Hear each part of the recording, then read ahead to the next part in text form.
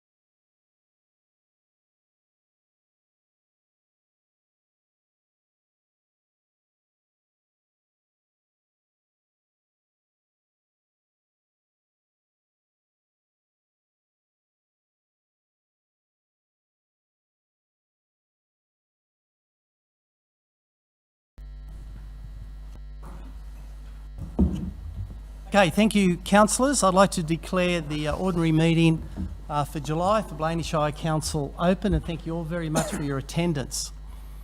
In opening this meeting, I'd like to recognise the traditional custodians of this land, the Wiradjuri people, and pay my respects to their elders, both past, present and emerging. Councillors, please make note that we are live streaming this evening, and I'd certainly like to take the opportunity to welcome those people who have chosen to join us here this evening for the Blayney Shire Council's meeting. Let's see, we have apologies. We have all accounted for, I believe. We have Councillor Scott Denton, who has joined us here on Zoom. So Councillor Denton is participating in the meeting, but he has taken up the opportunity to join us by Zoom. Hello, Councillor Denton. Great to see you. Disclosure of interest. Madam GM, do we have any disclosures of interest for the business here this evening? Mr. Mayor, no, I have no disclosures of interest. No disclosures of interest, thank you. Councillors, I'd like to, in regards to a mayoral minute, I'd just like to make mention of the sad passing of a very significant person in our community, of Barbara Anderson. And I'd like a minute's silence for a lovely lady who's given up most of her life in a volunteering capacity for the Shire, long-serving member of the Arts Council and the Tourist Information Centre, and has given so much to our community. I'd like, if we could all be upstanding for a minute's silence for Barbara. Thank you.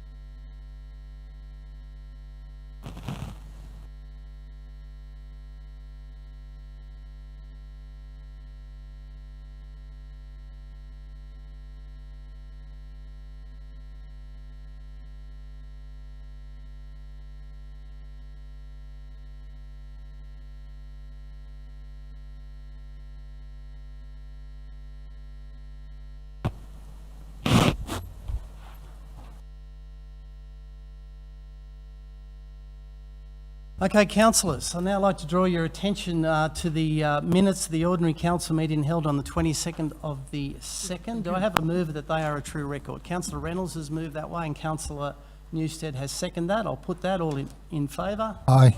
Against? Declared carried. Any matters arising, councillors, from those minutes? No. If not, move through.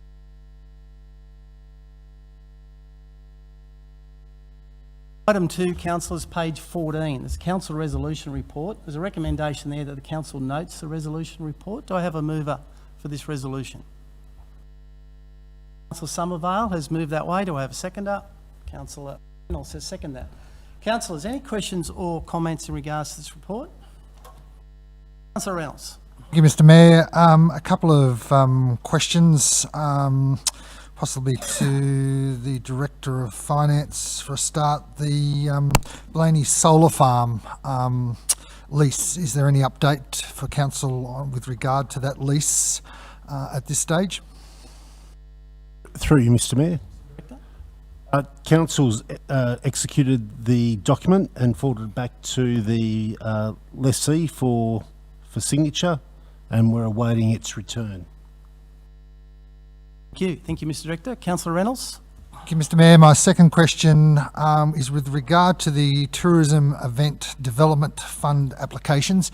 Given what's happened with COVID-19, I'm wondering whether we should be potentially looking at a strategy for next year now on how we can restart some of the events, because I'd be very surprised if any events with the notification that, for example, the Millthorpe Garden Ramble has now been cancelled.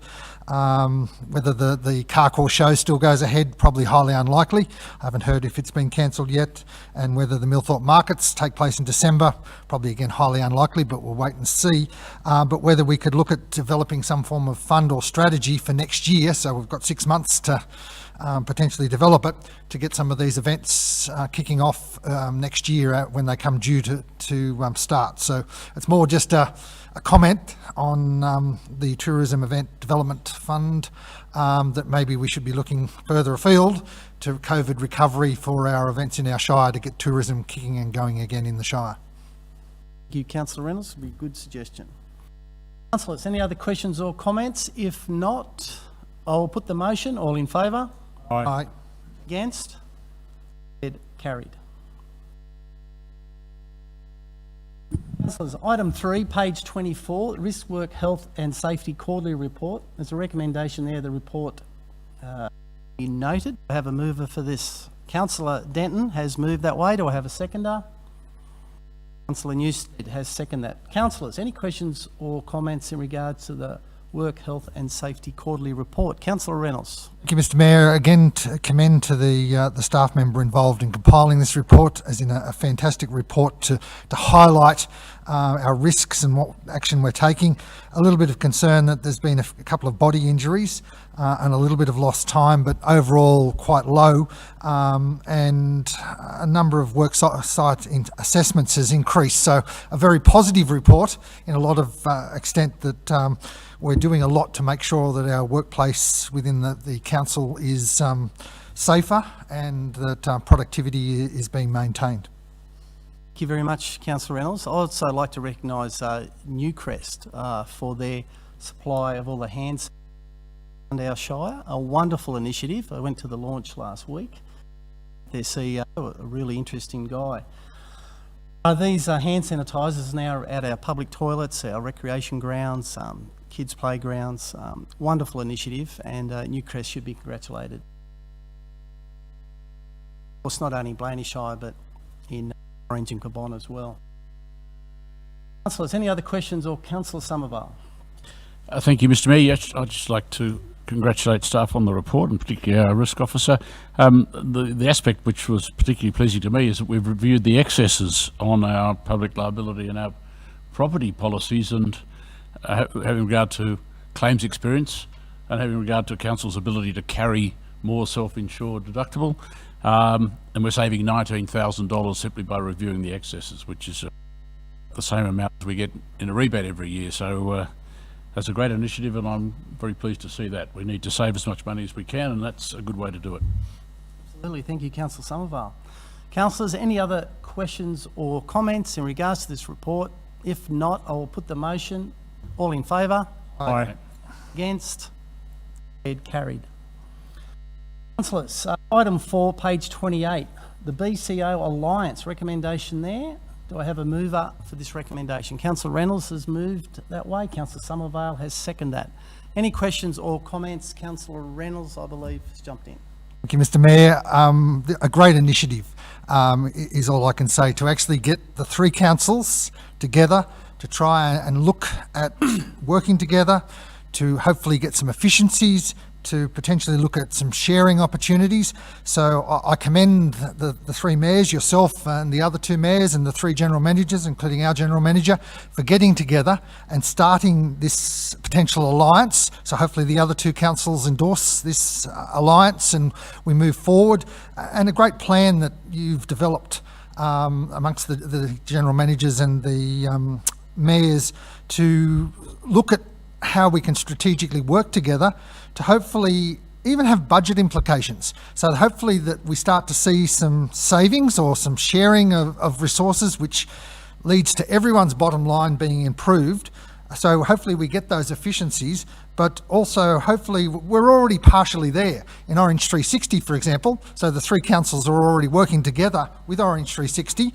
I see that Orange City Council is talking about hopefully contributing some more money to Orange 360. There's a newspaper article today about that.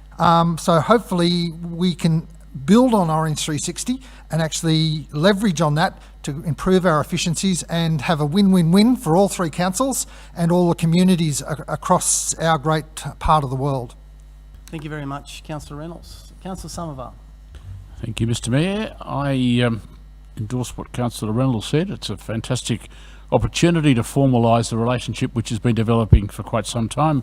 In a sense, it's a successor to the old WBC alliance. Ourselves and Cabron have had experience with the benefits of working together like this. We were keen when Wellington pulled out to see if we could fill that gap with Orange joining. It wasn't to be, but we're now working towards establishing an alliance including Orange, which is a fantastic outcome. I'd also like to congratulate staff again on a fantastic report. This is a good analysis of the pros and cons of alliances like this and the sort of the framework under which they're all established.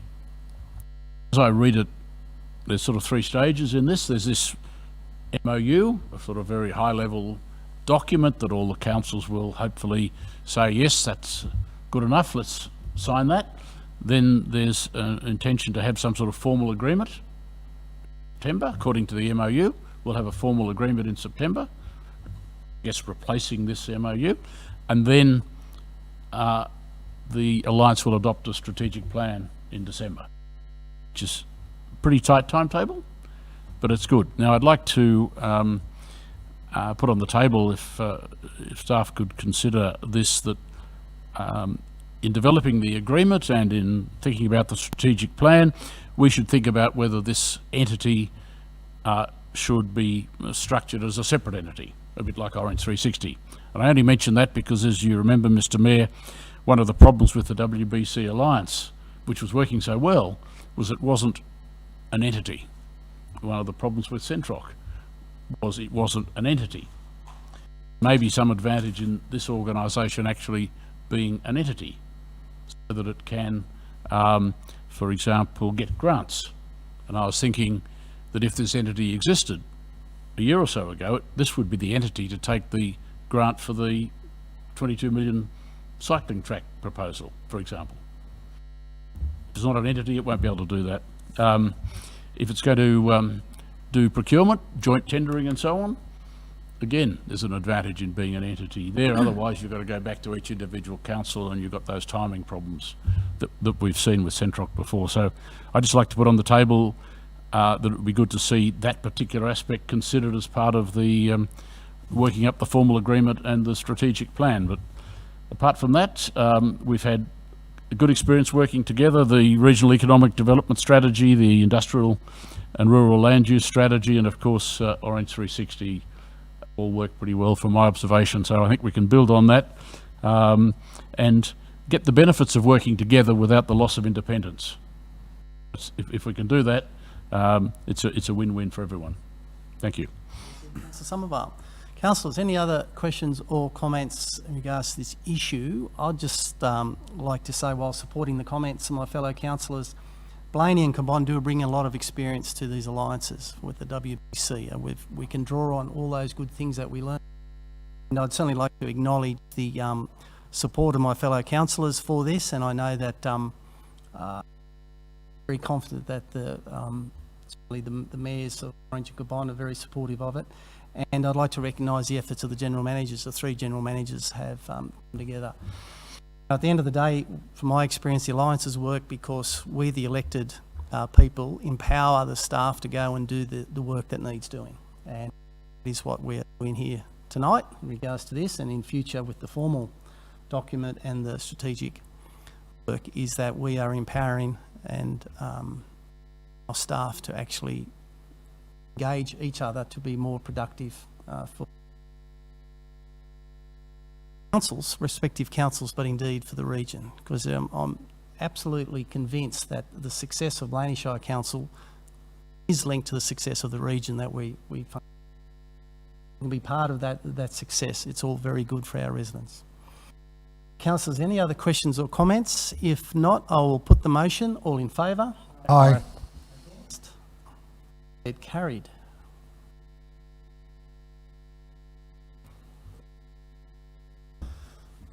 Councillors, item 5, page 33, the Showground Stimulus Phase 1, Phase 2, Funding Deed. Recommendations there 1 and 2. Do I have a mover for these recommendations? Councillor Newstead has moved that way, and I believe Councillor Ewan has seconded that. Councillors, any questions, or Councillor Kingham? Mr Mayor, on my reckoning, this is the 10th project at the Blayney Showground in the 8 years that we've been on council. The 10th project. There's probably only one additional project left to go, and that's the overnight stabling of expensive horses. There's day stabling at the moment, but there's no overnight stabling. That would help 2-day events, which would encourage people to stay in the town and have meals and accommodation. And that's the sort of thing that we need to do to get the horse people to spend some money in the town. It's all very well to come in on the day and go, but not much benefit of the businesses.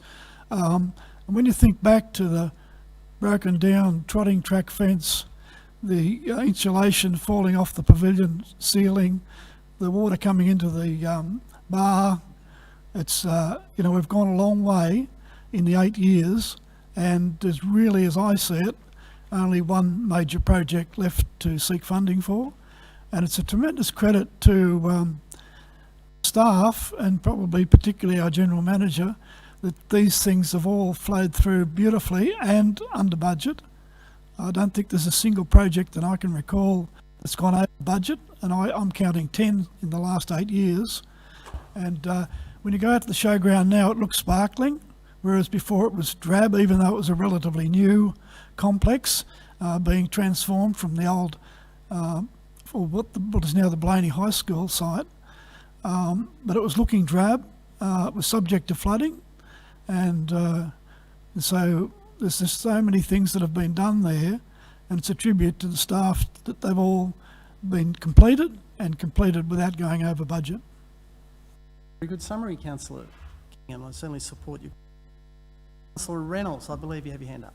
Thank you, Mr Mayor. And I just want to also congratulate the local community for driving and coming up with this particular project.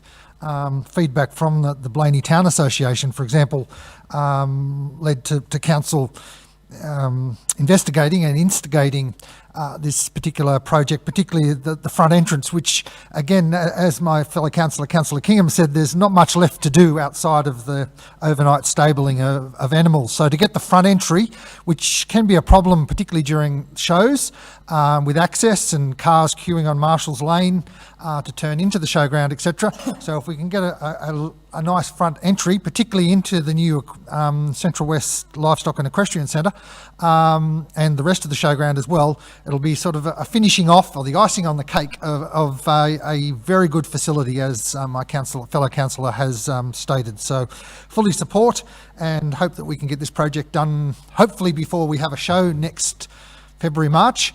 And then fingers crossed that we are able to with COVID-19, and that we can utilise this whole new facility for a show. But fantastic latest improvements, and we're already working on the road, so to get the front entrance in will be a major milestone and really finish off that place quite nicely. Thank you, Councillor Reynolds. I too am very excited about the front entrance because we have got something to show off in that facility, and it'll be nice to have that entrance and nice signage installed. Any other questions or comments, Councillor Ewan? Thanks, Mr. Mayor. I'd just like to support the comments of both Councillor Kingham and Councillor Reynolds. I think too, one of the great things of the complex and the facility in general is that the community user groups that use the facility have been very supportive and willing to participate in the development of the total complex, and I think that we will see more user groups wishing to use the complex, which is wonderful because it's such a multi-use facility that it's great to use it as often as possible. I think things stay in great shape when they're getting used. So, and all the user groups currently using it are very thoughtful, and they've taken ownership of the facility. So it's generally, I think it's a wonderful facility and something that many regional townships around us and further west don't have a facility that we have. So we're very fortunate to have it in our Shire. Thank you, Councillor Ewan. Councillors, any other questions or comments? We have a mover, we have a seconder. I'll put the motion. All in favour? Aye. Against? Thank you, Councillor Denton. I declared carried. Okay, councillors, page 35, item 6, the IPART rates review, New South Wales Government response. Recommendation there, again for council consideration, and I think we've drafted up a bit of a, to have it open to discussion without suspending standing orders. Councillor Val, I think we can have a bit of a discussion around the IPART rates review. I personally think the main concern is obviously item 34 in regards to mining rates into the future. I would be looking at a draft resolution around we should make representation through the Association of Mining and Energy Related Councils. I know already have this on their radar to make representation to the government and potentially through LG New South Wales as well. So happy to have any other commentary around the IPART, the review. Councillor Sullivan. While standing orders are suspended, I'll make a comment. I agree that we should join in whatever the mining related councils are doing to see if this particular recommendation can be revisited. But in addition to that, I'd like to see council resolving to undertake a comprehensive review of the additional costs per annum of providing council services to our mining properties. In other words, if this recommendation was to be implemented, the only basis on which we're entitled to charge a mining rate higher than our business rate is if it reflects the cost of providing additional services to the mining properties. I think we need, whether this is a risk or not, we should assume the government's not going to change its recommendation. Well, they've decided they agree with it, and they're going to therefore implement it. And if they were to implement it, this seems to me to be the biggest threat to the viability of Blayney Shire as an independent entity than anything I've come across. I don't know whether councillors have gone to have a look at the IPART review. I tried to work out why it was IPART recommended this. and it's quite clear from their recommendations that they regard that councils who charge more than the cost of providing additional services to mining properties as charging a profits tax to fund local services, contrary to the principles of taxation.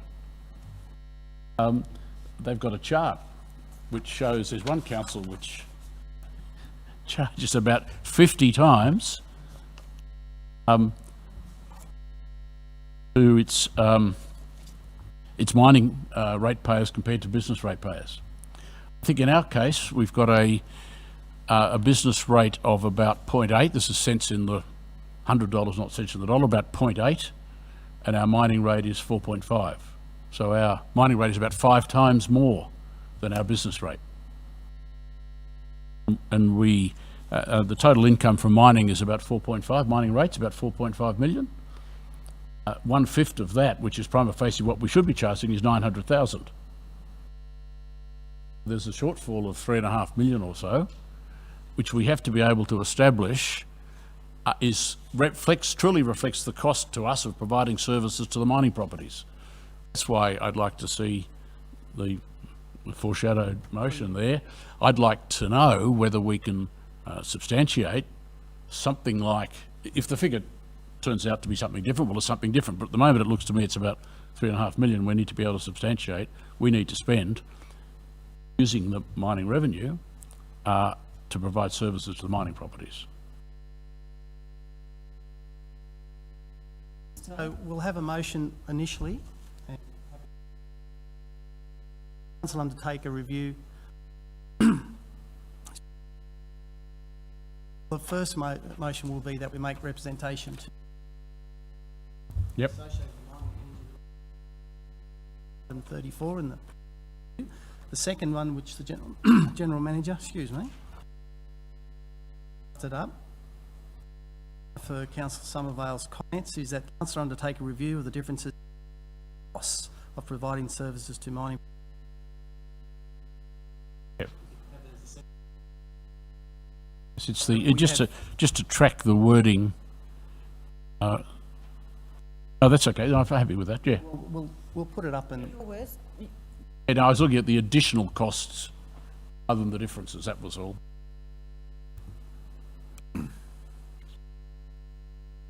Trying to that up. Happy to take Councillor Reynolds. And we're still in standing orders have been suspended at the moment. Absolutely.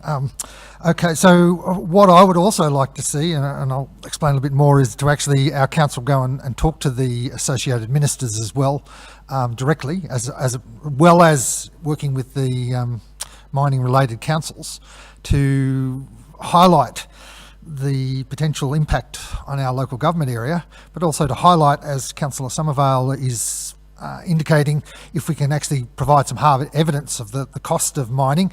And when you look at cost, you can also look, for example, with Cadia, with the failure of the tailings dams, the amount of dust the local residents have copped for 12, 18 months on the run with the 2 tailings dams. So there could well be health costs for some of our local residents in 5 or 10 years' time with that dust, even though on studies that Newcrest have done, they say that there isn't an issue, but with silica and other minerals in the tailings dam, that we potentially have had an impact on right through to forest reefs. On some of the residents, but also just living with the dust, etc. So there are other visual impacts that actually aren't council costs associated with that. But one thing, and following on from Councillor Somervale's sort of taxation comments from the IPART review, the state government is able to claim a royalty. So from mines, it collects a royalty, whether it's gold and copper, whether it's coal mines, etc. It collects revenue directly.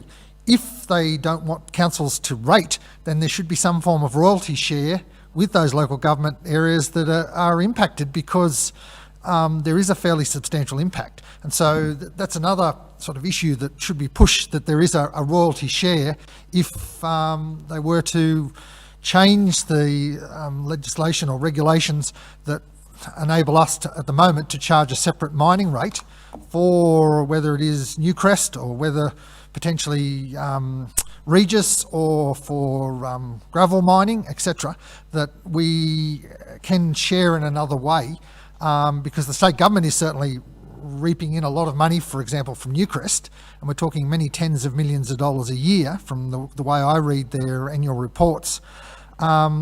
And so we should be sharing in another way is what I'm trying to push across. And so hopefully by lobbying directly with the ministers and highlighting to members of parliament, so from our local member up, that there are various impacts that we should receive some form of royalty or assistance and payment for the extraction, because we're going to have to live with that mine, our community, when that mine eventually closes down, which might be another 30 or 40 years. But if you look at places like Junction Reefs, which are shut down now, as in the community is going to have to live with that asset. And even just on the outskirts of Blayney, the old, I think it was copper mine that's just over here off Plum Street area. So we should be compensated in some way. So hopefully, as in a number of ways, we can highlight to the government that there would be a huge impact, and also for our sustainability.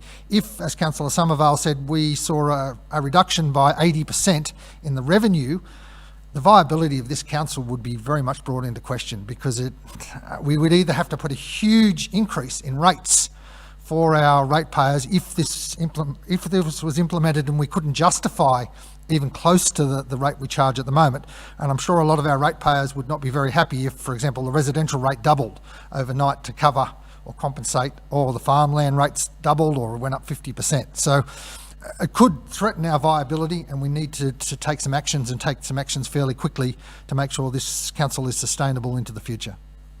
Thank you very much, Councillor Reynolds. I certainly know that the Association of Mining and Energy Related Councils are definitely are all over this, and I think there's all the other councils will be having a similar conversation, I'm sure. So I think in the first instance, that's our best point of lobbying and influence, because what we'd like to see is that recommendation pretty much overturned. I'd probably, I think it'd be a tough argument at this point in time to be negotiating royalties. They're pretty hard to get off the state government, but it could potentially be a default position. But in the first instance, I think it needs rethinking, and I think Councillor Somervale's suggestion that at minimum we need to understand exactly what those costs are and the impact that might. Councillor, any other questions or comments before we refer ourselves to a couple of resolutions here? Mr Mayor, could we put a third resolution then to also approach the mining related councils? I don't think that one's present to the Minister.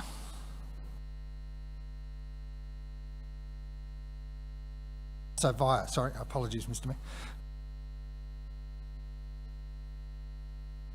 IV mining and energy.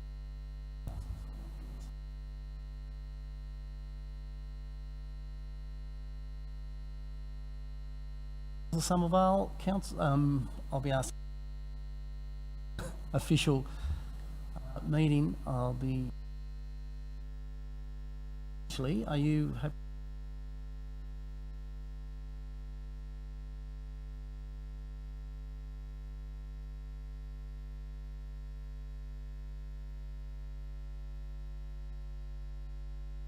Okay, councillors, we've had a good discussion around this. We'll now go back into more code of meeting practice, and now asks Councillor Somervale if he's happy to move recommendations as. Happy to move recommendation 1 and 2. I call for a seconder for these recommendations. Councillor Newstead has seconded. Any other questions or comments, councillors, on these two recommendations? If not, I'll put these motions. All in favour? Aye. Against? Declared carried. Thank you all for your input. Councillors, now move through to item 7, page 37, Local Roads and Community Infrastructure Program. There's a recommendation there. Council accept the Australian Government grant agreement for $531,000. Do I have a mover for this recommendation? Councillor Somervale has moved that way. Do I have a seconder? Councillor Ewan, thank you, has seconded that. Questions or comments, councillors, in regards to this item? pretty straightforward. Good story. Very good story. Of Millthorpe. Okay, councillors, no other discussion. I'll put the motion. All in favour? Aye. Against? Declared carried. Okay, councillors, item 8, page 40. Building Better Regions funding round 4, kicking goals for girls. There's a recommendation there. Do I have a mover for this recommendation? Councillor Kingham, I believe, has moved that, and I saw a seconder, Councillor Newstead, thank you, has seconded that. Councillors, any questions or comments in regards to the $750,000 for King George Oval? Councillor Newstead. Yeah, I just want to say it's a good news story. It's been a long time coming. We've put in for a lot of grants. I'd like to commend Councillor Kingham. He's really pushed for this. I know all of us have, but David's been at the forefront being on the Sports Council. So I think it's great news, and just let's hope that it gets plenty of use once they're done. Thank you. But Will, I couldn't agree more. Thank you, Councillor Newstead. Councillor Reynolds. Yeah, Mr Mayor, the only question I have is with regard to the tender process going out in February 2021. I know we have capacity constraints, but is there any prospect of building one of the 2 change rooms before the next winter season, which hopefully, fingers crossed, will go ahead? Or is it really fait accompli that we're better off to do the whole project after the next winter sporting program? Definitely better off doing the whole project. Even just from the building industry point of view, together it's going to be a lot more productive and efficient to have it at once. Fragment a project like that, you're just doubling up on services and the initial demolishing and groundworks. Duplication of it would inevitably end up more expensive. So yes, it is it's been a long time coming, and again, thanks to the work of Councillor Kingham and Councillor Newstead on the Sports Council, but we just have to be a little bit patient and make sure it's delivered at the right time, that doesn't have a negative impact on next winter, because we're all optimistic that next winter we will have a full sports calendar of winter sports at King George Oval. So we need to make sure that we don't interrupt that, but we do need time. It's going to be an interesting tender process. I like the idea of what's been proposed, and we just need to give ourselves time to deliver it correctly. Councillor King. I have a different opinion to that. My understanding is we're receiving 2 lots of funding, one in this financial year and one in the following financial year. That's correct, yep. And the girls are still hopefully playing football next year. They're still using a terrible set of dressing sheds. I'm all in favour of building the first set of dressing sheds on the southern side of the grandstand. I've yet to be convinced why, like, to me it's like building two houses. I don't understand why it's so much more expensive, and someone from the staff will enlighten me as to why it's so much more expensive. I'm not talking about doing anything with the current dressing sheds or the northern set of dressing sheds. I'm just talking about building a new southern dressing sheds, home and away. Now, if we build, what's happened in the discussions is that when we designed the girls' change rooms, boys said, well, we can do with that too. So the change rooms will be identical. So if there's a girls' tournament there, eventually they'll be able to use all 4. At the moment, they've got the 2 old ones there, and I just can't understand how it's so much more expensive to split it into 2 programs, spend the amount of money that's necessary, funding that's given to us this year on the southern building, and so if it interferes with the football next year, it will only be able, if we come in from the Carkle, and I've run this past the General Manager and I know what her response is, but I just feel that if the girls have got to wait another 18 months before they can use it, well, it's very disappointing when we're going to receive the money more than 12 months in advance.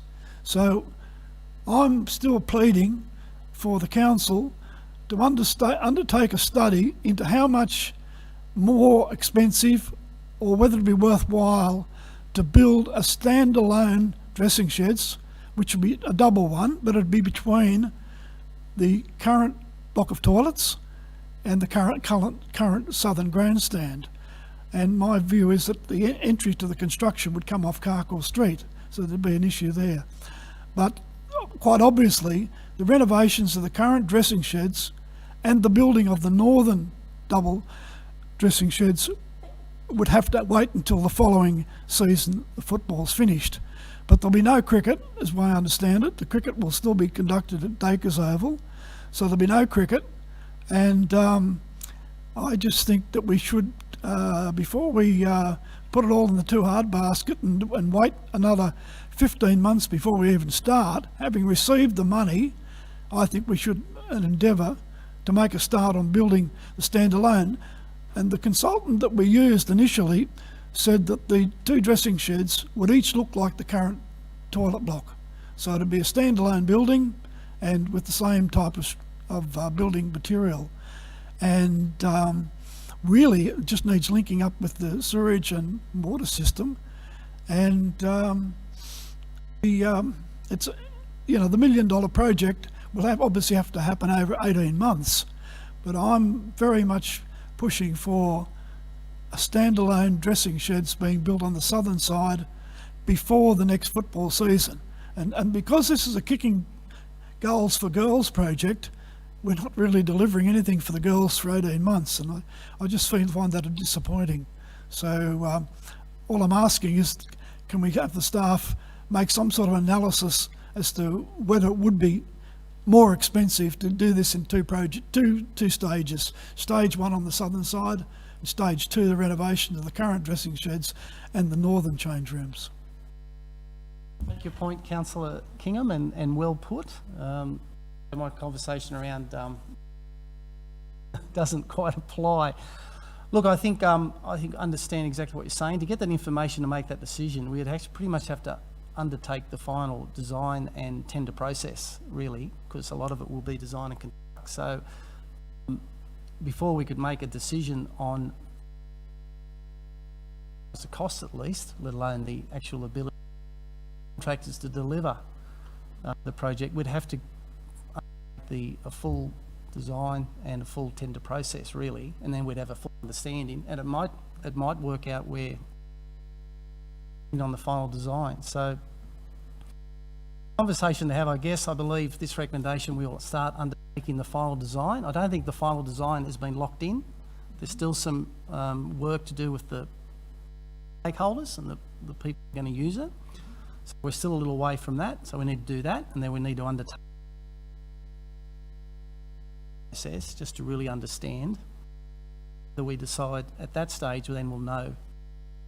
So at that point would be, you know, how that came back. A decision would be made by council whether the contractor, it would work to do that. So definitely worth looking at if we had the information in front of us, which we will later in the year, I'm sure.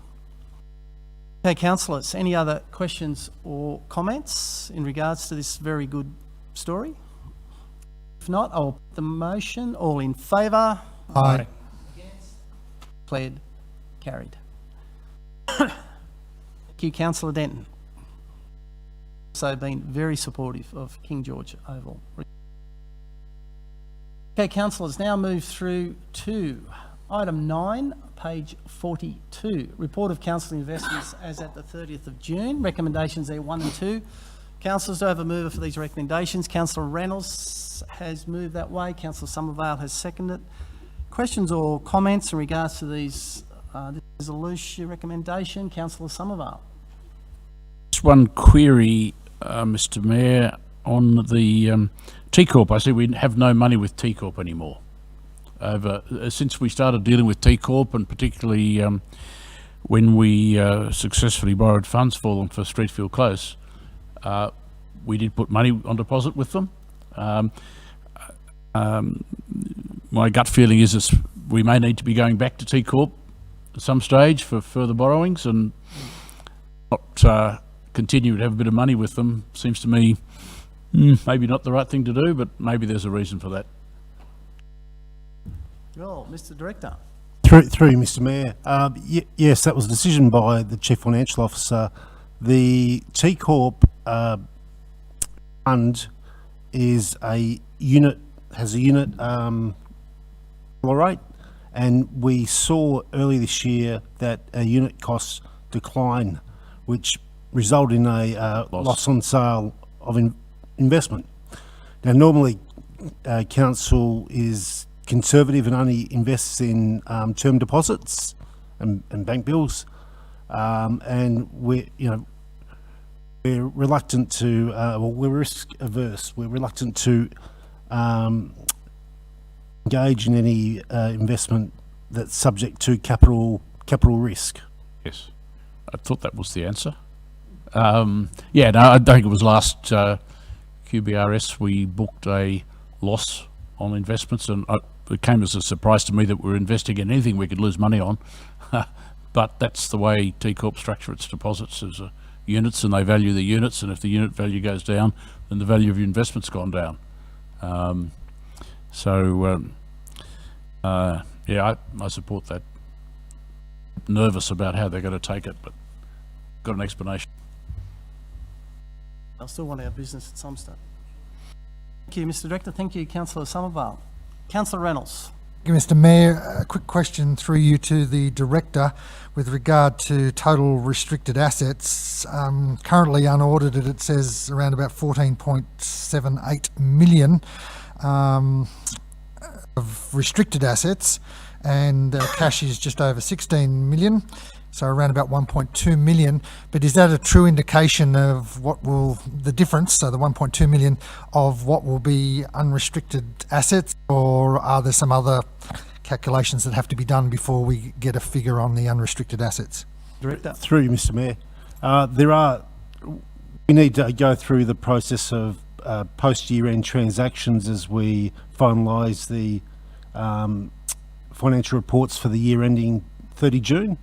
So there will be further adjustments, and that figure will be subject to variation.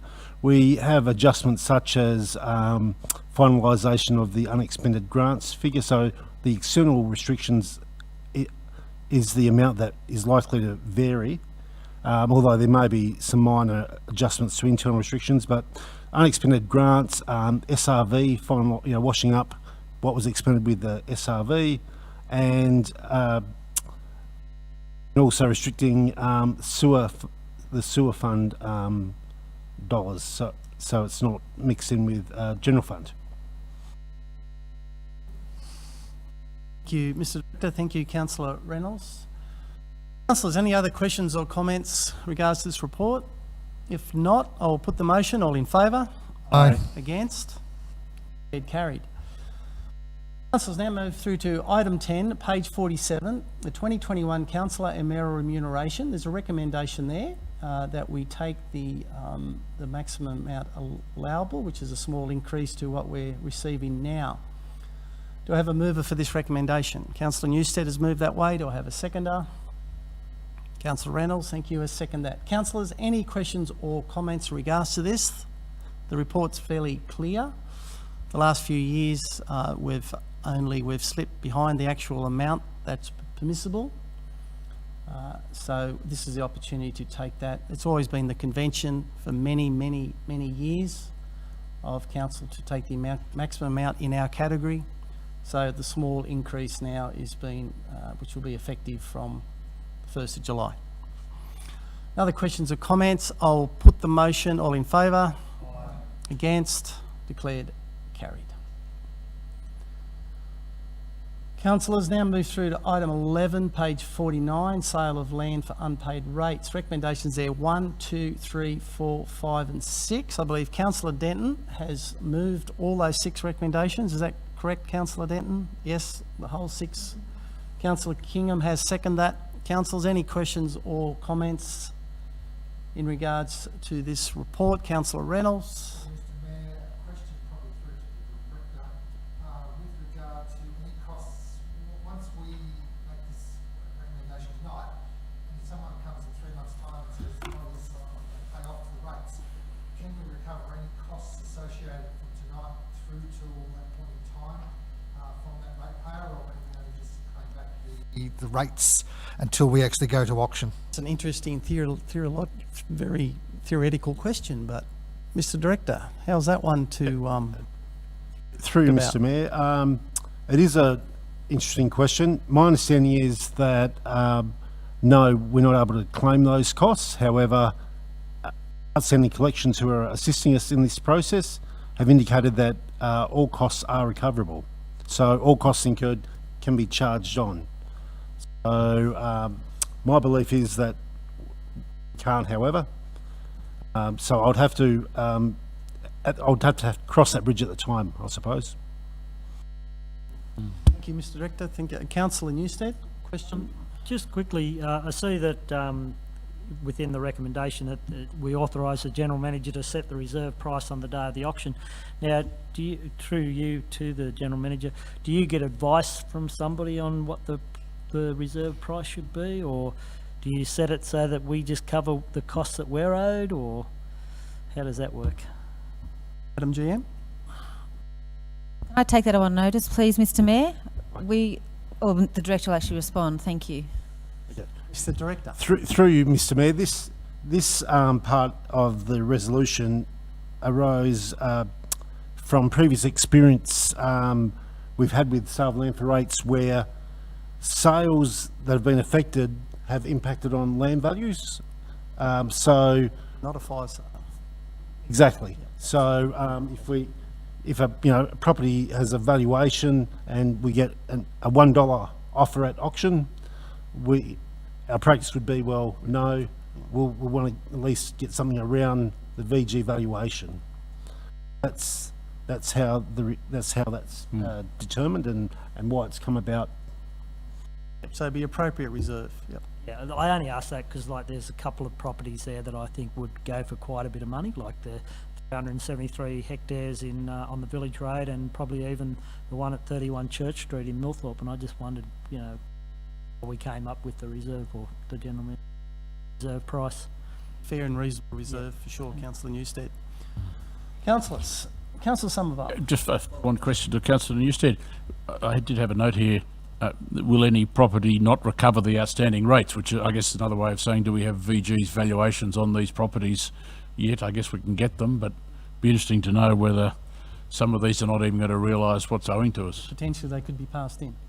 Yeah, or no one bid, yeah. I guess that's why we test the market. Through you, Mr. Mayor, there is that risk. For instance, you can have land that is unattractive or unusable, that may have a significant or may have a sizable VG valuation, and that based on that VG valuation, it would cover the rates. However, if you don't have a buyer, or if there's no offers, and I should add that council has had from previous auctions parcels passed in that haven't sold on the day. So yeah, there certainly is that risk. And if that happens, have we then got to wait another 5 years? We can then, once we've gone through this process, we can accept an offer.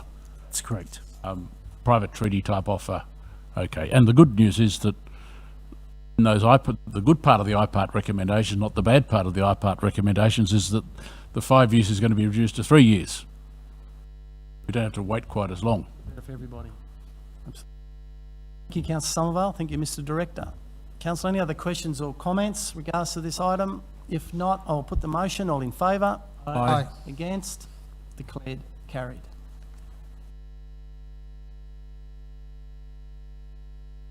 Councillors, now draw your attention to item 12, page 53. There's a review of the Agency Information Guide. There's a recommendation there. Have a mover for this recommendation. Thank you, Councillor Reynolds. Do we have a seconder? Councillor Newstead. Questions or comments are pretty standard. Just our agency information, make it public. All good. I don't think there's been too many changes whatsoever. Councillor Somerville. I do have to ask one. I haven't been through this in great detail. I'm sure it's pretty much the same as it's been before, but one question does occur to me. Does the guide somewhere make it clear that we shouldn't be publishing information on our website which might breach the privacy principles? I would think that would be definitely in the worth checking. That that's worth checking, because it'd be nice to see something in here that says that we've got to publish stuff, but we won't publish stuff which might be in breach of the privacy principles. Good point. Thank you, Councillor. We've had one experience of that in the last little while. Correct, we have. Okay, thank you, councillors. Any other questions or comments in regards to our agency guide? If not, I will put the motion. In favour? Aye. Against? Declared carried. Councillors, now move through to page 68, item 13, Director Infrastructure Services Monthly Report.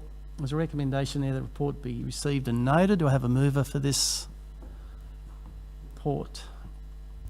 Councillor Somervale has moved that way. Councillor Ewan has seconded that. Councillors, questions or comments? Councillor Reynolds, and I will make note that, as you can see, we do not have our Director of Infrastructure here, so anything too technical will be taken on notice. Thank you, Mr. Mayor. Councillor Reynolds. It may well be. In the report for Carcoar Street, it says a pavement life of 45 years, yet it's my understanding some of the pavement that we're replacing, potentially on Carcoar Street, is less than 10 years old. I'm just wondering how we can come up with a life of 45 years. So again, this have to be on notice and back to the Very the good director. technical question, Councillor Reynolds, and it's been written down and taken on notice. Thank you. Thank you, Mr. Mayor. My next question, Question? or comment actually is the footpath in Carcoar.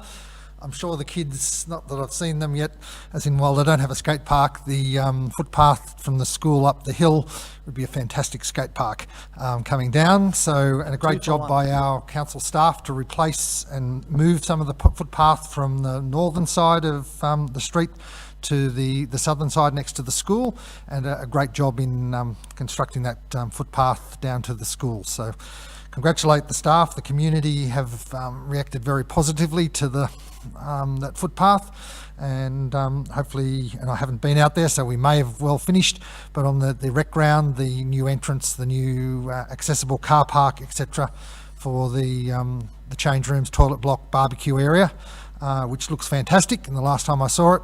So again, another great asset for the Carcoar community to be able to utilise there in that community. And I do note that there is talk of a community fun day in August, September in Carcoar. Just wondering whether that might be a bit premature, and maybe, and again, I'm sure there's no date actually set, given it's August or September. We'll definitely set it at a suitable time, Councillor Yes, Reynolds. that we might want to delay that by a few months until we see what happens with COVID. Absolutely. And the Isley Street footpath, as you've mentioned, we like to consider that now as multi-purpose infrastructure. Councillors, any other? Councillor Kingham. Mr. Mayor, page 68, fixing local roads, talks about modifying the curb and guttering and improving the parking ability around the King George Oval precinct.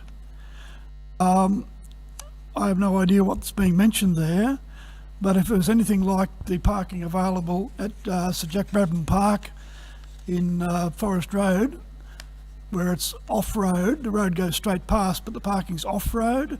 I don't know how we could do that, but I think that's worthwhile looking at as to how people could park and reverse and get back onto the road without actually interfering with oncoming traffic. It'd probably need removing the footpath and doing something, but someone innovative has to solve the problem of parking at King George Oval, because on the big days there's traffic everywhere and there's no satisfactory entry or exit for buses. So when the Junior Penrith Panthers come up with their two buses, they just pull in front of the grandstand, people everywhere, and it's not right. We have to fix the parking at King George Oval. It may well mean that the entry has to come from the southern side of King George Oval, but I'm interested in the paragraph that says improve parking availability at King George Oval.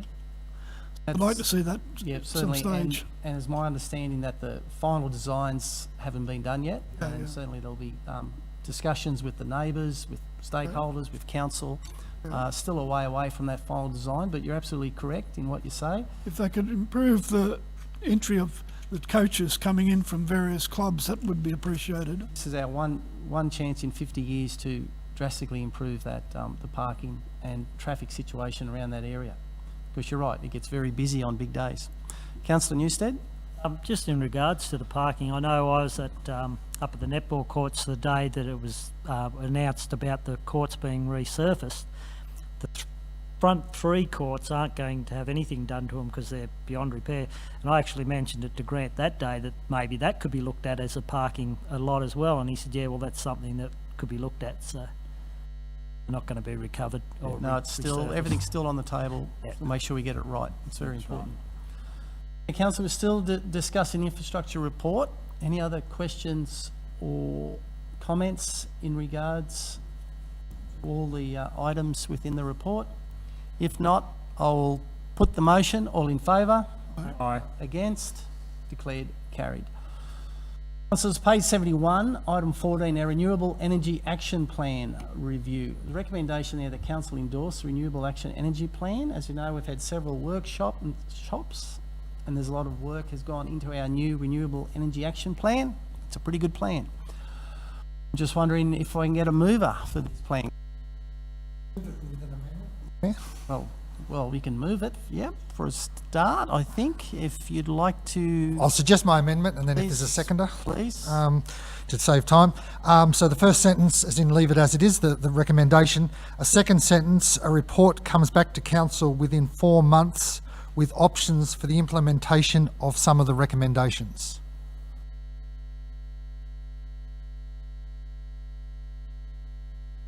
With options for the implementation of some of the recommendations.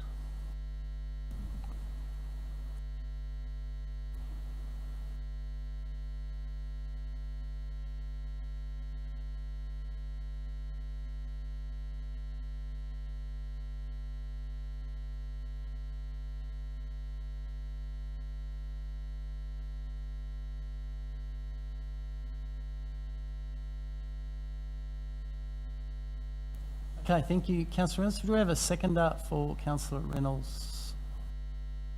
I'd second. I don't know about the last part of it though. Why don't we just say report comes back to council within 4 months with options? So We'll leave it at that. we have a seconder with Councillor Kingham. He's happy with the intent, I can tell. Yeah, the intent, yeah. Happy with the vibe. We just need to structure it a little bit differently, potentially. Mr Mayor, as the mover, I'm happy to, as in take on board Councillor What are you Kingham. concerned about just with options? Yeah, that's what I think.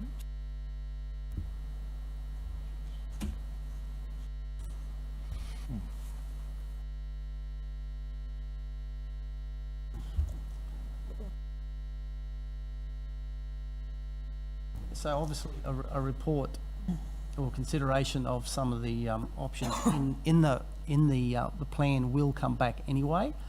So I agree with the intent. I'm a bit uncomfortable with setting the 4-month time frame. I think we should leave that open. I think the staff recognise that there's no point adopting this plan if there's no recommendations come back to council at some stage with some of the options. So I would be very supportive of it. But I do think we need to take the 4 months out of it and give the flexibility of staff, because as our one-man staff member in this space is working very hard on our water filtration plant, and that's tying up a lot of his time.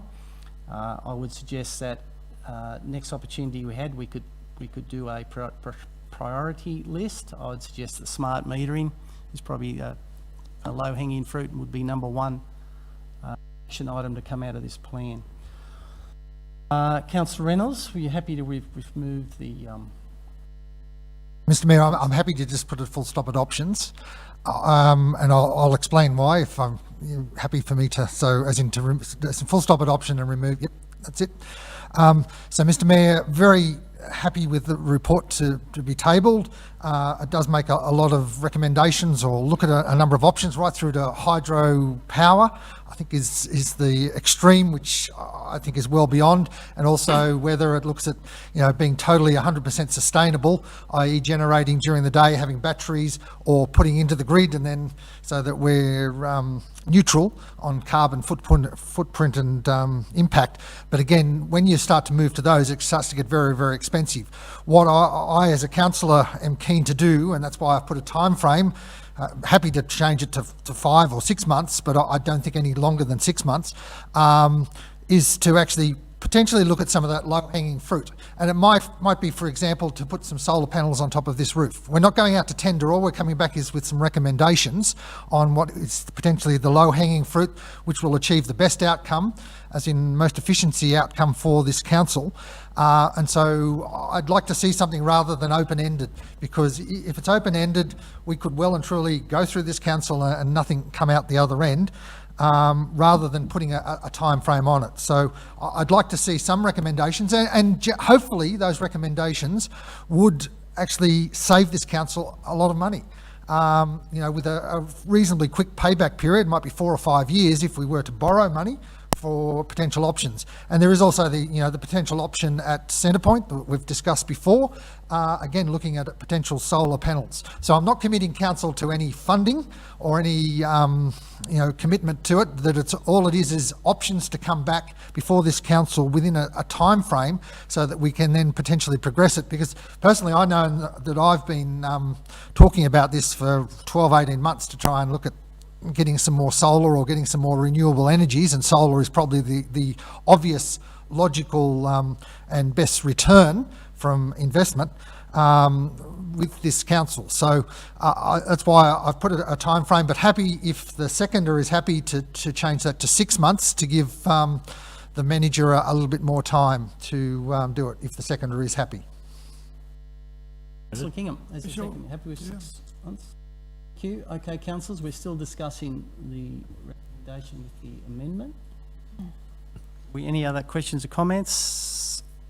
What would be the ability of the manager to do something within 6 months? Like if he's just working on the recycled water project, well, Councillor Reynolds might be a bit disappointed if something's not done within 6 months. So I don't want to push him too hard.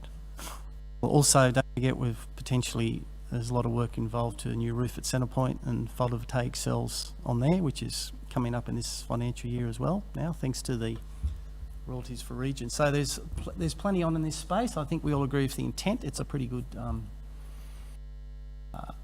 plan. It's just how we action it, obviously, is the next question. Councillor Somerville?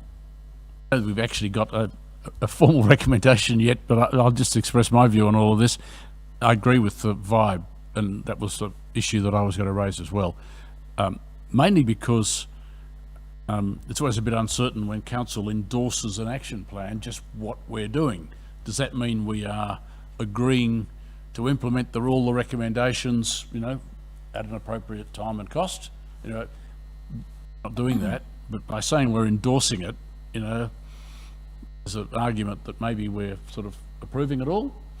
And so that's why I'm keen for the second part to talk about actually delving into the plan and coming up with what staff reckon are the things we can do. I agree with all of that. So I agree with the vibe of the number 2. I agree with the Mayor actually in relation to the time limit on this. I've got no particular issue that their council staff will get onto this and we'll come back with recommendations as to what we can do, what it would cost, how we're going to fund it and all that sort of stuff.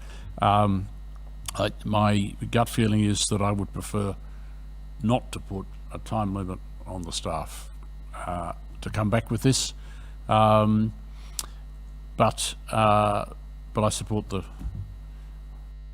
sort of the thrust of second point. That's right. So we are going to endorse the plan, but as you point out, we're not actually endorsing any point in time any actions ever. Yeah, like all the options in there, as Councillor Reynolds has put, range from simple little improvements, low-hanging fruit, to major infrastructure. So, okay. I might like ask the General Manager to comment. She'd like to. Through Mr Mayor, Councillor Reynolds and Councillor Kingham, by endorsing the Renewable Energy Action Plan, which we endorsed the last one in 2017, and with respect, Council endorsed that, and once we endorsed that, staff came back with options that then were funded or Council funded, and we applied for various grants. So by Council endorsing the Renewable Energy Action Plan that we've just reviewed, you're not endorsing every single project which is on that Renewable Energy Action Plan. All you're endorsing is the plan, which then is the green light for the staff to proceed with bringing back options to Council about various short to medium projects, what their return on investment are, what their funding opportunities are, what the net benefits to Council are, based on, I guess, the principles about the benefit cost, the community benefit, the logic, and, you know, whether this actually, you know, is a project that Council wish to endorse. So before Council proceeded with any of the projects, they would be brought back to Council for your consideration. My concern is that I guess it was a given that report comes back. You will get some options within a month or 2 months. You might get some in 8 months, another 12 months. So you might get 1 report or 2 reports within 6 months. So if you can leave the recommendation if you like. However, it's always a given that endorsing a plan means you're not endorsing every single item. You're endorsing a plan. You then decide which projects you're going to proceed with based on a report that comes back to Council, which is what you did the last time. Thank you, Madam GM. I think that's a very good point, well made. And the opportunities change from month to month, technology changes from month to month, funding options change from month to month as well. Councillors, we're still discussing this. Councillor Rennie, you're still happy to put a hard and fast time frame on this, or shall we put it to a vote? As in, this will stay on the, as in the question through to the General Manager, then Mr Mayor, this will stay on the register if we just put it as that a report came back to Council with options to take out within 6 months. That would stay on our register, and so in 3 months' time, as in I could again ask a question of where we're up to. So I'm happy, therefore, to, if the seconder is happy, to remove within 6 months and just with options. I'm happy to go that way. Might be flooded with those options. Councillor Kingham, yes, so you're nodding. Okay, thank you. We're crafting these recommendations, 1 and 2. Councillors, you have it up on your screen. Any other questions or comments? That Councillor Somerville. I'd like to respond to the General Manager's comments. I accept that we endorsed it last time we looked at this. That doesn't mean we shouldn't even do better this time and include number 2. I think number 2. Continuous improvement in resolutions. Thank you. Okay, thank you, councillors. So we have a 2 recommendations there, 1 and 2. It's been moved by Councillor Reynolds, second by Councillor Kingham. There's no other questions or comments. I'll put the motion. All in favour? Aye. Against? Declared carried. Thank you. Councillor Denton has also supported those recommendations. Okay, councillors, moving now through to item 15, page 73, minutes of the Floodplain Risk Management Committee meeting held 7th of July. Recommendations there 1 and 2. Do I have a move that these minutes be received and noted? Thank you, Councillor Newstead. Do I have a seconder? Councillor Somerville. Questions or comments, councillors, in regards to these minutes of this meeting?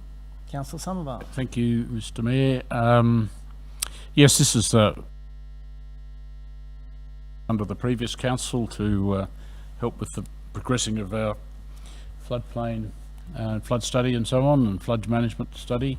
But there are other issues which have now come to light, including the development of some flood retarding basins, up to 9 basins. So we've resurrected the committee. This was the first meeting. The main purpose of the meeting was to suggest a terms of reference for the committee be endorsed by the council, and that's the main reason why this has come up to council. We'd like the terms of reference to be endorsed. And while I'm at it, I've noticed a typographical error in my name on those members present at the meeting. I have to blame the Secretariat. Thank you, Councillor Sunval. It is a very, very important committee, and thank you. Councillors, Councillor Reynolds, question, comment? Thank you, Mr Mayor. Probably a bit of both. Given the proximity of Blayney in particular, but also, well, my first question is this study only looking at Blayney, or is it looking at some of our other villages, for example, Lyndhurst, that did have flooding earlier this year? Yes, we raised that at the meeting, actually. No, it's just Blayney. The flood study that was done was just Blayney. We tried to get funding to do flood studies for other flood-prone areas, including Carcoar. I don't know that we tried for Lyndhurst, but we tried to get funding for a flood study for Carcoar, and it was rejected. So the only funding we got was the flood study for Blayney, and this is a follow-on to that flood study. Therefore, it's just looking at retarding basins in the Blayney area. And sorry, I missed Mandurama as well. That seems to flood quite frequently Yes, in it does. the Yep. main street there area. So my second question is with regard to the flood study, any indication of when it may become available? This study, I don't think it has become available this time, so maybe through the director. Mr Director. Mr Mayor, so in 2016, I believe Council actually endorsed the Blayney flood study. So where we're at in terms of cyclists, so Council has formed out, I think it was the previous Council actually that actually did endorse that flood study. This committee was resolved to continue in case other funding opportunities did arise, and also other matters. So one of the measures in that study was 9 retarding basins, and I believe we've got funding for a study on those retarding basins, which triggered essentially this meeting. The flood study, whilst endorsed in 2016, is not formally in our local environmental plan because we haven't transitioned or finalised the planning proposal. In the resolution report earlier tonight, I think it's number 1 actually, and one of the reasons is because a couple of more time-pressing strategic planning documents, the LSPS and the community participation plan, were mandated to be in by June 30. That's just gone, so they skipped the queue. So we're still working on it, and foremost in that is a communication strategy to engage with all those landowners that are now identified in that flood study. And look, having spoken to the Mayor, he asked a very similar question. We probably need to brief the current council on that flood study, given it was endorsed by a previous council. So still a bit of work to do. I think, Mr Mayor, if I may, the previous council endorsed 2 documents, the flood study, which was the first document, and then there was something else called, I think, a flood management plan or something like that, which was a sort of supplementary document. And this particular recommendation, looking at retarding basins, came out of the management plan, but we didn't have any funding to look at it, but now we've got it. Thank you for that clarification. Councillor Reynolds. And one more question through you, Mr Mayor. With regard to these 9 retention basins, I assume that the study will actually locate or potentially find where they may be. In looking up the road at Orange City, it's been very successful in stormwater harvesting, which is moving pretty well to the next stage of harvesting. Is there any opportunity to potentially do some stormwater harvesting, either through to the council system or to Central Tablelands Water, to actually utilise these basins down the track to maybe source some more water, particularly as we seem to be struggling at this point in time in finding enough water resources to maintain not just our community, but Central Tablelands Water's clientele? Your question is stormwater harvesting part So of the consideration of this committee? Stormwater harvesting as part of this study, or is that would be another study after this basin study would be undertaken? Mr Director, I don't think stormwater harvesting is in the... My answer to that is no, it's not really part of this. The contract has been let for the investigation of these retarding basins, and that's what it's limited to. I mean, it does seem obvious that if you've got retarding basins which hold back stormwater, that it gives you an opportunity of capturing the stormwater, but that's not, my understanding is that's not part of what we're looking at. We're looking at the feasibility of doing it, what it was going to cost, where they'd be located. There are, I think, 9 potential sites been identified, some of them on private land. One of the a couple of the private landholders are happy to continue talking about whether it should happen on their land. Ultimately, council would have to acquire the land. I think one of the landowners wasn't particularly interested, so that particular site's been taken off the list. So that's the sort of work that's going on. Thank you, Councillor Somerville. Thank you, Councillor Reynolds. Councillors, any other questions or comments in regards to this item? If not, I'll put the motion. All in favour? Aye. Against? Declared carried. Councillors, now move through to item 16, page 79. 2021 operational plan, the YMCA Centrepoint fee amendments. There's recommendations there 1 and 2. Councillors, do I have a mover for these recommendations? Councillor Somerville has moved that way. Do I have a seconder? Thank you. Councillor Ewan has seconded that. Councillors, any questions, comments? Councillor Kingham. Mr Mayor, I'm not clear on the implications for private learn to swim instructors. I'd just like an explanation of where this leaves them. Page 80 talks about an inclusion of a fortnightly direct debit options. Page 81 talks about $90 per fortnight. And over the next page it talks about $50 per hour for a learning to swim instructor. So I'd like to be clarified what implications this has for learn to swim instructors. I understand they all need to be certified, endorsed by YMCA, but have any of them accepted the limitations of that? I'm hearing that they're going in all different directions, Bathurst, Orange, Canowindra, Cowra. I just want to know, have any private learn to swim instructors accepted the YMCA instructions, and on what terms? Thank you, Councillor Kingham. So I'll ask the Director, I guess, to comment in a minute. My understanding is there's still a transition going on, obviously, so there are people already committed to classes elsewhere, and negotiations, I guess, with YMCA and potential learn to swim providers are still ongoing. Mr Mayor, specifically in response to, through you, to Councillor Kim's question, I can't answer that question. The YMCA and myself have not had specific individual questions about individual personnel. They're going through their recruitment phase at the moment.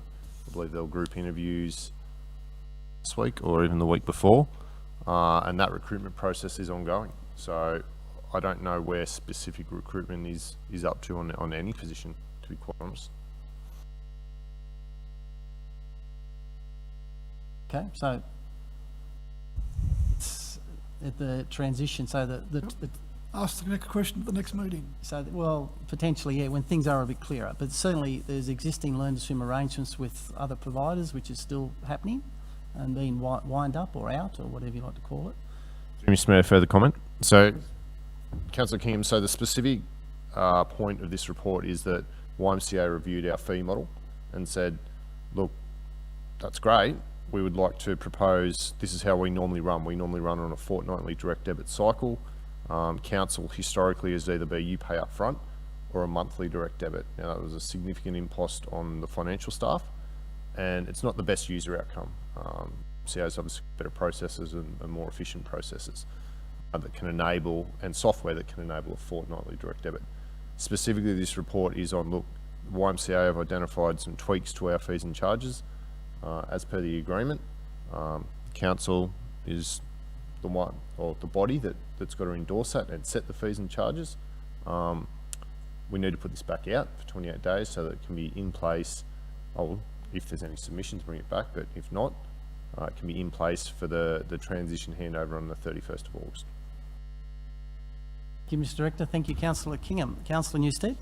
Yeah, I've just got a couple, one quick question on the proposed fees. At the moment, adult gym and classes casual entry is $15 and it's going to go back to $13.50. The concession gym and classes casual entry is $10.50 at the moment and it's going to go up to $11. What I'd like to see is it a little bit more equitable. Maybe bring the concession gym back to $10.50 and put the other up to $14. At least that way they're still saving on both sides. I think the concession one, I don't want to see it go up. They're probably the group that can least afford to see an increase in fees. I don't know whether I can move that or anything here, or whether I need to put in a submission myself. But I just think, you know, you're taking from Peter and giving it to Paul there a bit, you know, $1.50 less for adult gym classes, but you're adding it 50 cents onto the concession. I'd rather see maybe 50 cents off the concession and a dollar off the other. So I don't know what. Thank you, Councillor Newstead. I guess that's certainly a conversation you could have with YMCA, because obviously they've reviewed the rates. Mr. Mayor, I had a good conversation with Councillor Newstead about this afternoon and have followed it up with YMCA. They've got no problem with that change, and I'd rather it come in now so there's no submission, and then it can hopefully be transferred instantly later on. So if you want to see that, make that change now. I'd like to amend that. That's what you'd like, yes, because I prefer no submissions, and we can instantly change the fees without having to come back to a council meeting. That's just my suggestion. You know, maybe the other councillors don't agree, and that's fine. But No, that's fair. just think it's a bit more equitable. You know, the pensioners aren't going to be paying an extra 50 cents, and normal adults are getting $1.50 off. I'd rather see it, you know, level it out a little bit. So that's my. So do I have to make an amendment there, or? Sounds like the YMCA are quite happy. So, I guess we just need to change.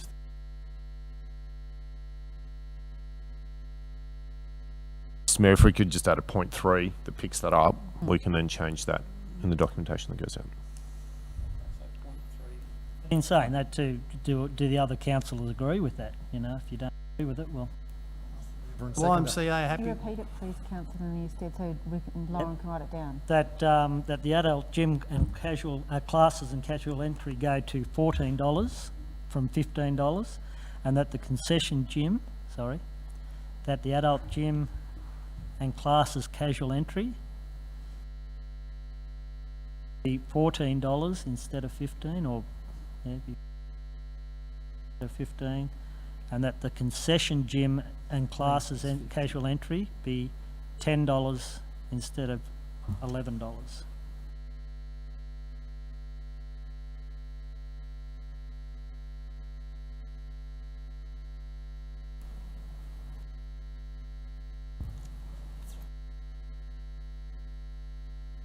It used to be $4.50, and it's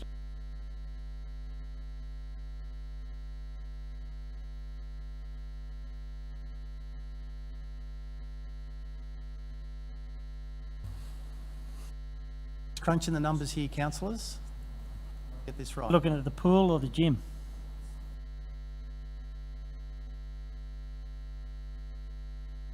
Pool's $4 or $4. The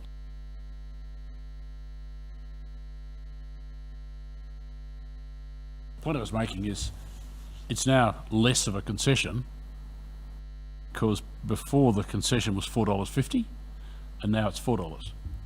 What are you looking at? Are you looking at the pool or the gym?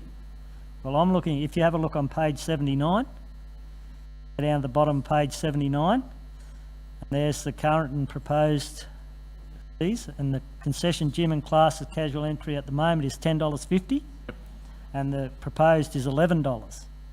$11. Oh, I thought it was coming out to 10. Okay, gotcha. Sorry. So we're coming back to 10 from 11. So what was going to happen, Councillor Somervale, is that the concession one was actually going to go up by 50 cents, Okay. whereas the adult one was coming down by $1.50.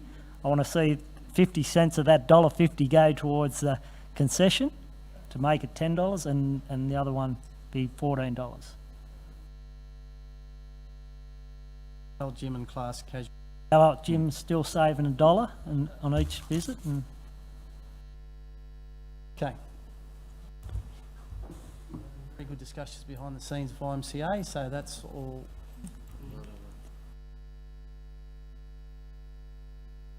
everybody's winning. In that scenario, everyone wins. I think we're overcomplicating a little bit. Can we just make point 3, the adult gym and classes casual should be $14, full, like, Yep. and the concession be $10. Yep.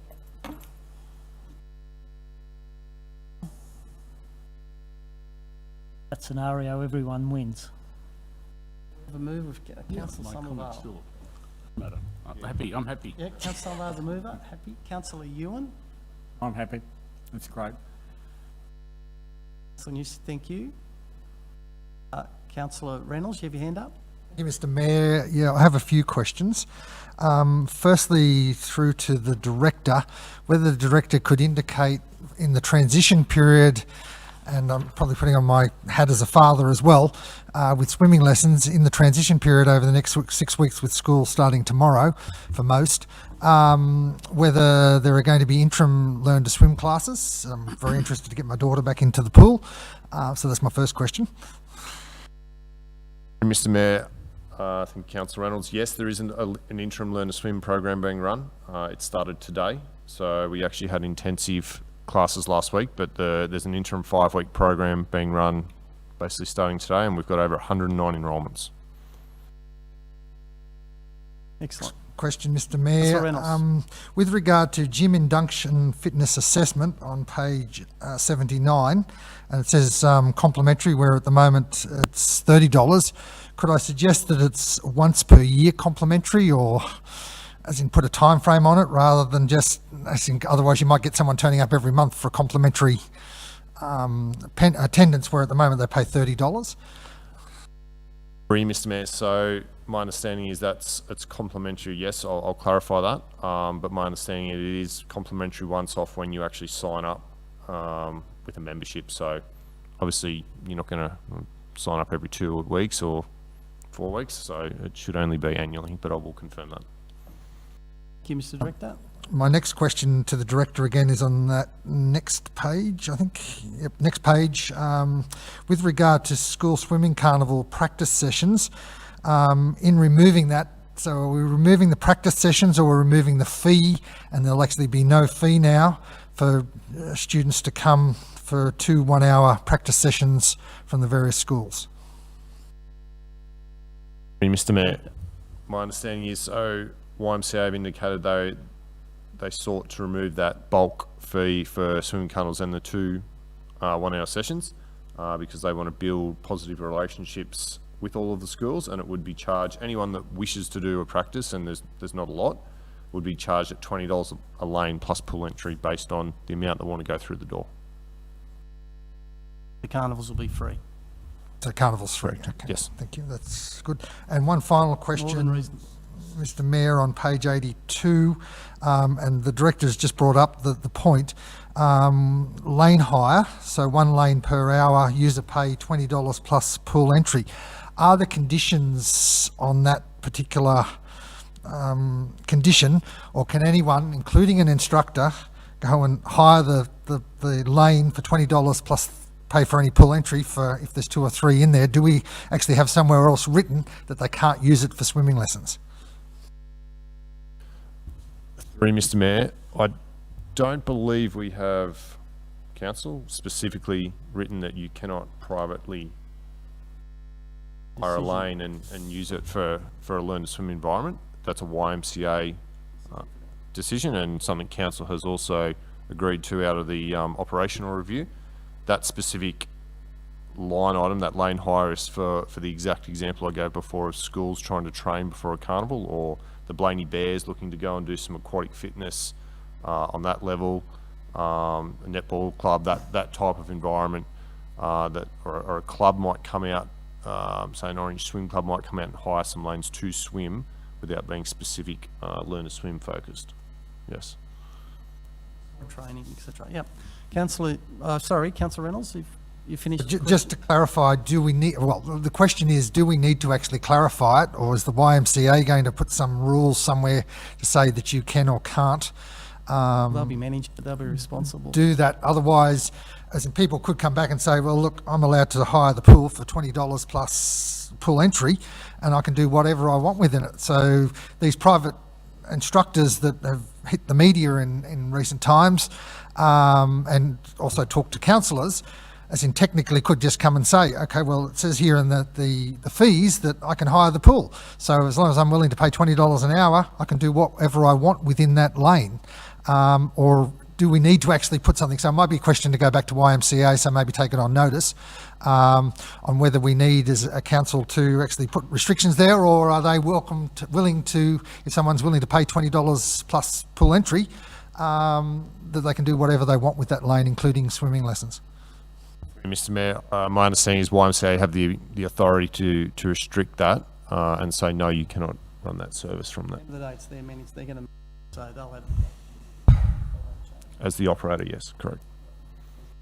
Thank you, Councillor Reynolds. Councillor Newstead. Further on that lane hire, is there, like, can all 6 lanes be hired out at the one time? Because I know in previous times people have said they've wanted to go and swim and all the lanes are being used by lap swimmers. I would think that, is there a maximum, say, 4 lanes, so there's still 2 lanes left open for casual swimmers? So, I'm saying many times. Sorry, Mr. Mayor, I can't actually answer that question because we've had discussions with the Blayney Dolphins along those lines in recent weeks about their ongoing squad training, and it'll be a maximum of 4 lanes, so that there's 2 open to the public at any one time. Which will stop that problem when it does arise. So it will arise. Okay. Thank you. So we have a mover in Councillor Somervale, seconder in Councillor Ewan. 3 recommendations there now. Any other comments? Speak against it, for it? Any other amendments? If not, we'll put 3 recommendations. All in favour? Aye. Thank you, Councillor Denton. Against? Declared carried. Right, thank you, councillors. We now have a late report, item 18. We'll just bring it up. Late item with an amendment.